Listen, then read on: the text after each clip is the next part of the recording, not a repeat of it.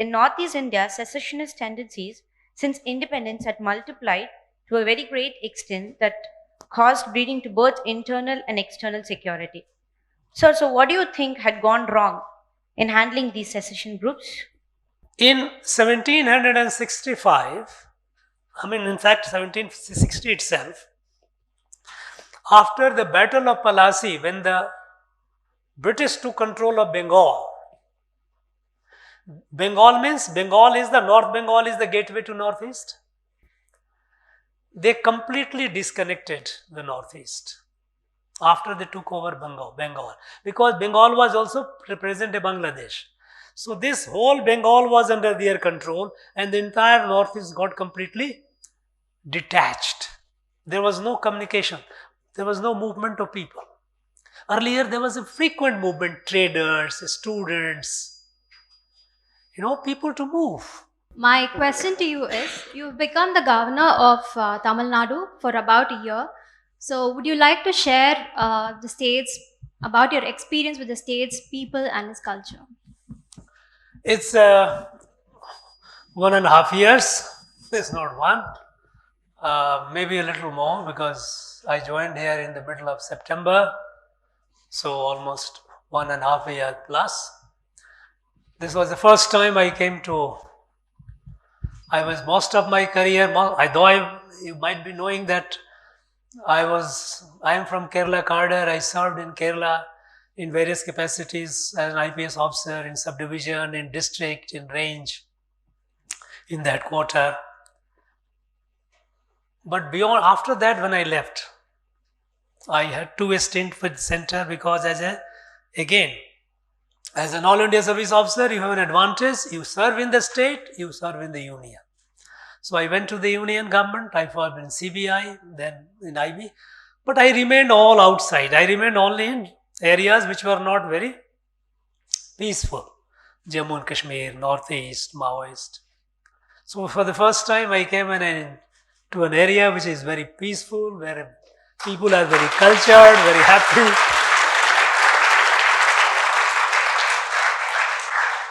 It's a personal growth for me, because so many things I'm learning. So many things about richness of Tamil language, how old this, because every one of us will remain busy in our own. If I'm in Kashmir, why should I think about Kerala, Tamil Nadu or any place? I will be fighting the terrorists. I will be there. I will not. So, but here you see how ancient, how old is our language, how much wisdom, and then you see the old institutions. Because the rest of the country, a major part of the country, in fact, was for a longer period under, all kinds of invasions that suffered and all. This part, a large part of it, of Tamil Nadu, they were not for long. They were largely protected, saved. So you have a continuing culture of several thousand years. A lot to learn. So I am really enjoying. I am very happy. People are hospitable, very loving. A great experience. In Northeast India, secessionist tendencies since independence had multiplied to a very great extent that caused bleeding to both internal and external security. So what do you think had gone wrong in handling these secession groups? The fundamental thing that went wrong was lack of understanding of the people and the problem. Because, during the British time, mixing of the people, movement of people from one region to the other was stopped. So people became confined. For example, Northeast. In 1765, in fact 1760 itself, after the Battle of Palasi, when the British took control of Bengal, Bengal means Bengal is the North Bengal is the gateway to Northeast. They completely disconnected the Northeast after they took over Bengal, because Bengal was also present in Bangladesh. So this whole Bengal was under their control, and the entire northeast got completely detached. There was no communication. There was no movement of people. Earlier, there was a frequent movement, traders, students, people to move. Now, so the people, both regions became a stranger to each other over a period of 150, 200 years. And then, the British had also created a narrative that you are different. When the national freedom started, that is what they created, the theory of race and region, all those, they started dividing people.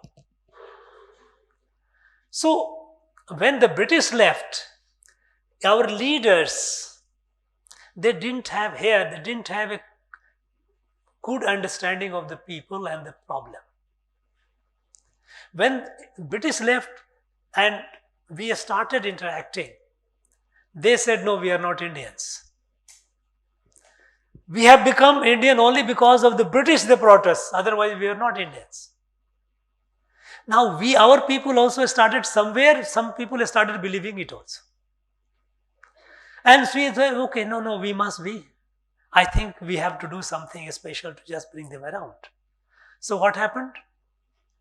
We adopted a policy, give a lot of money for development and put a lot of military to suppress the violence. That is what I used to call it S is equal to MS square. Security is military into money. That doesn't work. That didn't work. Because when we started putting money for development, this money, instead of going for development, they went to a few corrupt people. They started becoming super rich and money to the troublemakers. No, we are not Indians. It became an industry. The insurgency became an industry. People started benefiting. Some people, larger number of people started suffering. It kept multiplying. It covered the whole region. When you put military will only look from the military point of view. Okay, everywhere they will see guns. But no. The change that happened is, and even there we had a policy, they are our people.